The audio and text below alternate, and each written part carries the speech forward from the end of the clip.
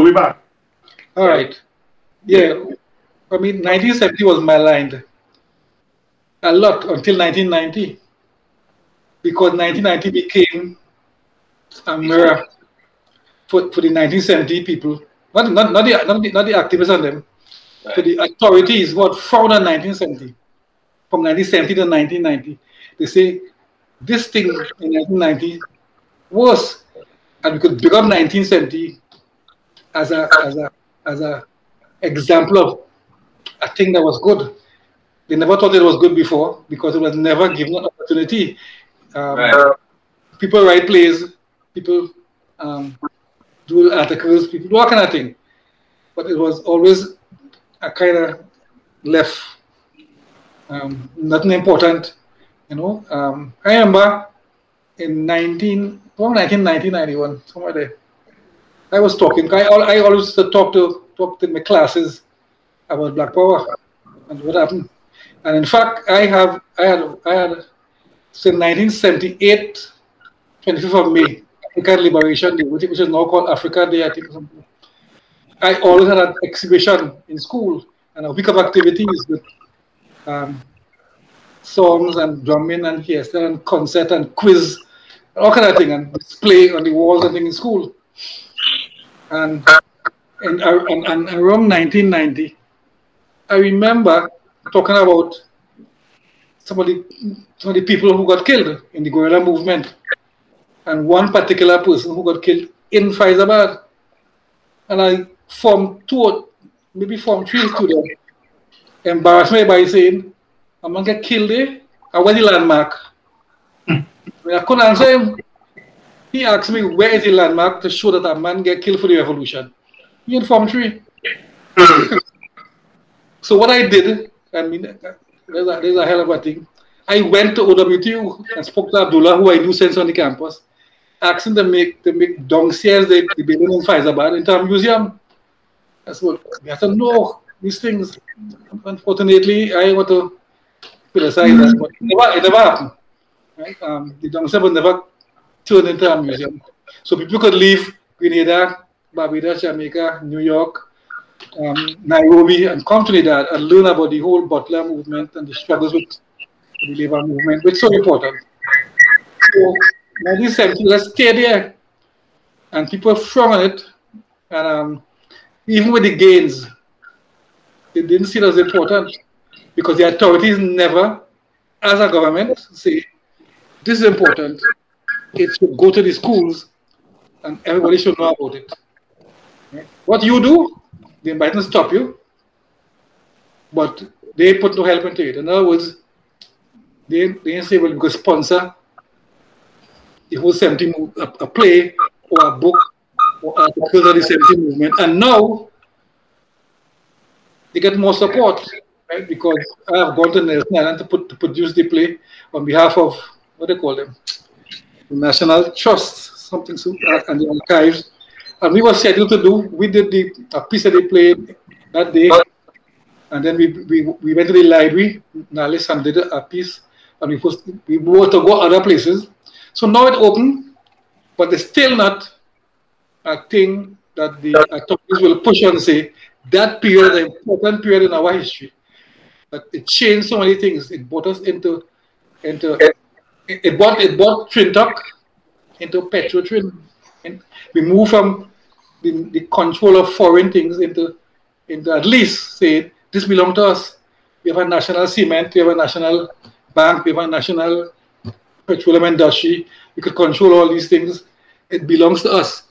In fact, I always tell people this. The one important thing I learned from NJAC and company about 1970 is that I believe I could do it.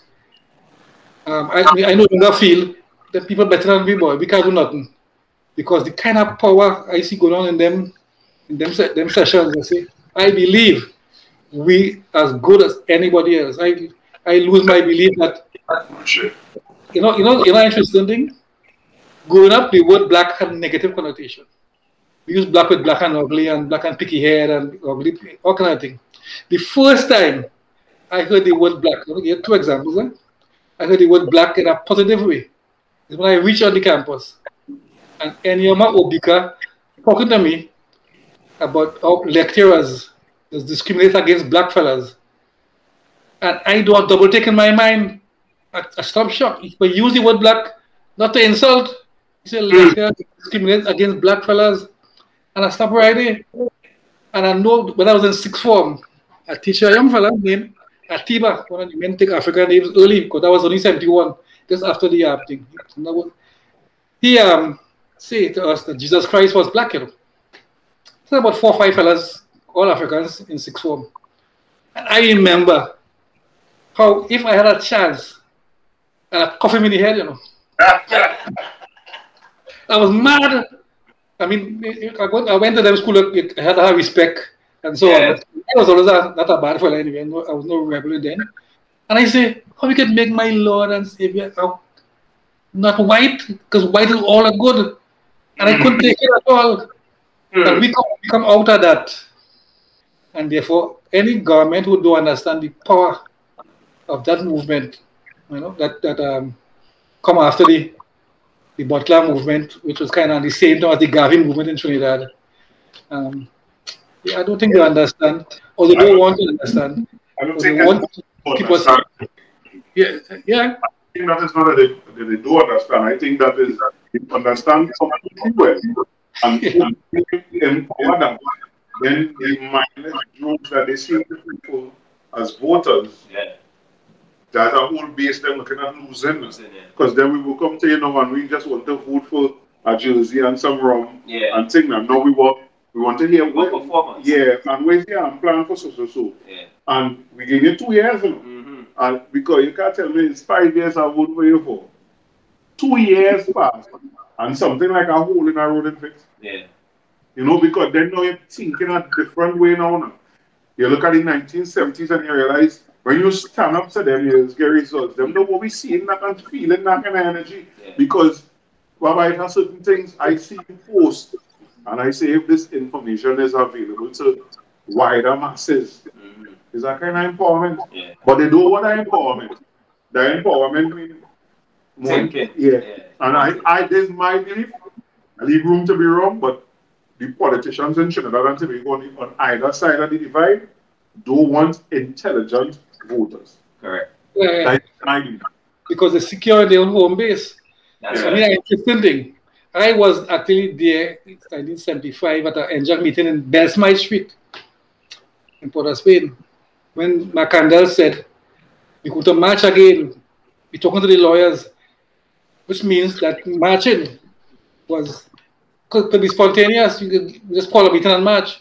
After 1970, the government says you have to get permission to march. And in 1975, it was tested in the march on the coffee, for peace, bread, and justice, when Weeks and Shah and company and they were off the streets brutally, because you can march if it's a religious procession, but unless you get permission to show your displeasure, because the marches of 1970 generate a kind of power. You know, it's Nunes who showed me that. You know.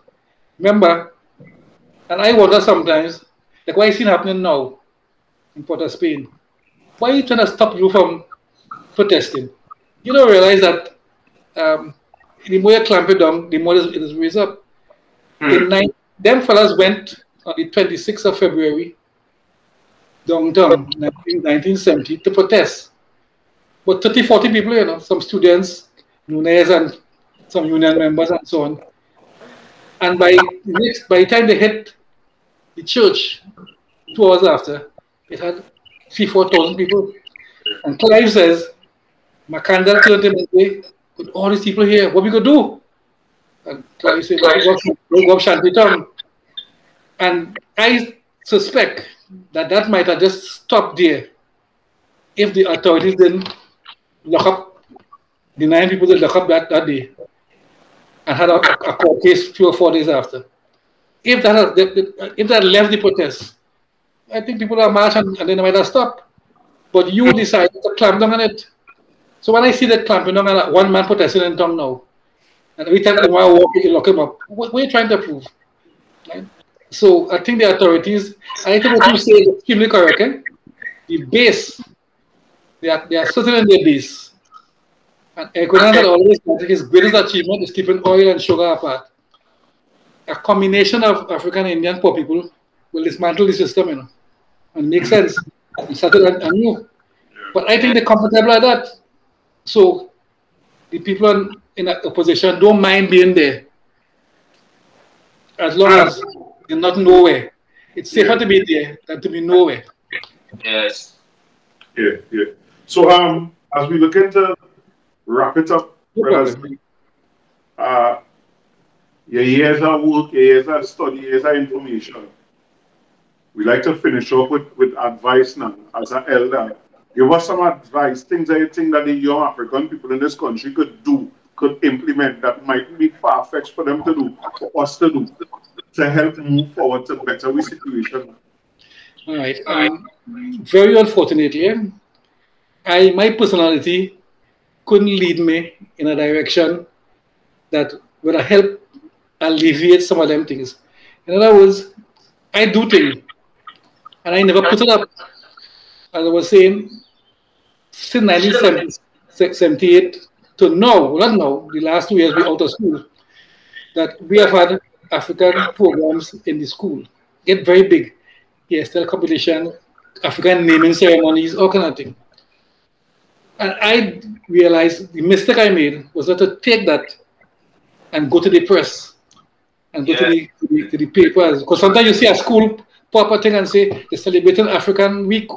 And I say, well, then we'll once have it for almost 50 years, not 50, plenty, 40 something years, 45 years. And I think that is a mistake because it might have been bigger. It might have spread to more schools. I never tried to export into other schools. I know other schools did it.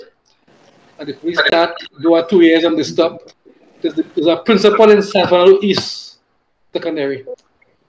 My name Miss Pitt. Every year for Carnival, she brings in a legendary Calypsonian. I know she did Shadow, Valentino, Stalin. And her students have to relate in terms of the calypsos and the mass and so on to that particular theme for the day. So at least there's a person doing that. But and she, I don't think she don't ever put it up in the papers or the news. Don't try because she doesn't know she's doing something that important. And I think that is a mistake I made. And I will advise that anybody picking this up, go brave.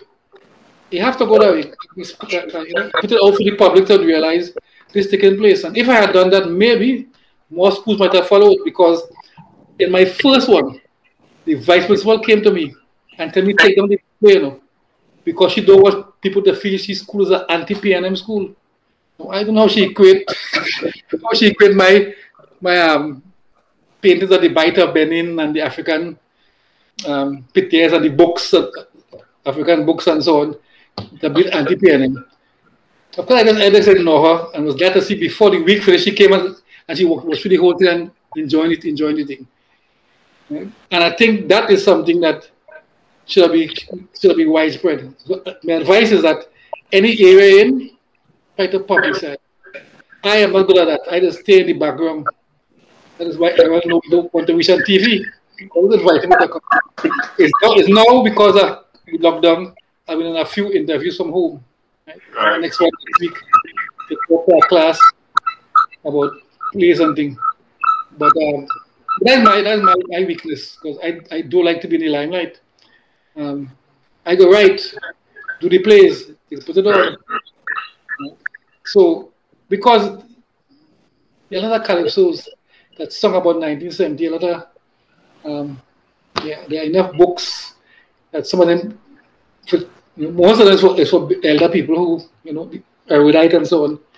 But people do simple things. They have a school and they do a hairstyle competition. Even that is a powerful thing. And it could work. When I reached the school in 1977, the first year, I started taking pictures of students' hairstyles. And by the second week, students used to put on the pineapple hairstyle and cane row and afro and things just to get a picture. Because it's spread. And I didn't pick up that I should have taken that wider outside the school. You know? And when I had my African naming ceremony, I would have 100 students coming to take African names. 100. In fact, I used to put people out and say, you was there last year already. to come back again. They have a name already. And a lot of people in the society, the former director of culture, take African name because of me. Because we're doing it. And I didn't start African name, that's an inject thing, but I never tried to push it outside of my sphere of influence. And I think now I realize that was a mistake. So, and the advice to the authorities is that we have to release the power of 1970. I mean, we get a unit trust that come out of the whole movement, that whole financial thing. We didn't realize the power of that movement and what we could do now still. And I think we don't realize simple things. I was an African fella in Trinidad talking at once. He said, even colors are important. When you put an African child in a room with the wrong colors, then they don't relate. And I say, and won't that make sense? And then I hear Judge Mattis talking about what they call post-slavery something syndrome. Yeah, post-traumatic slave disorder. Right. So if you could get affected long after, you could imagine the power of them thing. And we don't ever explore that because we just say leave it there. And culture and children, relate to different things. We go to a different beat about different drum, even though we could be side by side and support each other. We have something that's important. I never put any other race of people outside my African naming ceremony. In fact, I got a couple of Indians coming to take me. I said, no problem. But I know in the majority who it was geared towards. I had to discriminate. Yeah. But all these people feel that to be pro-African is to be anti-anybody else. Yeah, anti-anybody else, you're just pro-African. Thank you for saying that. Thank you very much for saying it. Yeah, and you keep up the work because you might feel sometimes that you set yourself close to people and they ain't interested. I get to realize that when you think nobody interested, right? Because I remember a student called me from New York and tell me that, the things that tell me about African queen, all kind of thing was good, because I tried to get her in the movie and they wanted to exploit me sexually. And I remember he used to tell me about being African queen. I didn't think she'd remember that. I don't even remember saying that anyway. But it is barefoot when you even know. Correct. Keep up the good work. All right. Well, brother Zeno, I want to say on behalf of the host, Orisha Lashley and myself, I hope the ancestors protect you because we really need that movie. Absolutely. Right? Yeah, I hope so. We hope that your footsteps guided and you're protected between now and when the time comes. So that we could get that video out. Yeah. So that the children, our children and our grandchildren could see it. Yeah, for sure. All right. I want to say thanks again for taking the time. Thank you. Yeah. Thanks, Errol. Errol is my boy, right? Yeah, that's what when he tell me to come and do something, I go, He came in the studio twice. I do come out. So we good. All right. Yeah. All right. Yeah, so thank you, Brother Zeno. All the best and all the bless. We look forward to seeing more here, more from you. All right. Thanks. All right, brother. Take it easy. Right, Modupe, as they say. Yeah, Modupe. Yeah. So we will link up again. People will be safe out there. Yeah, take it easy.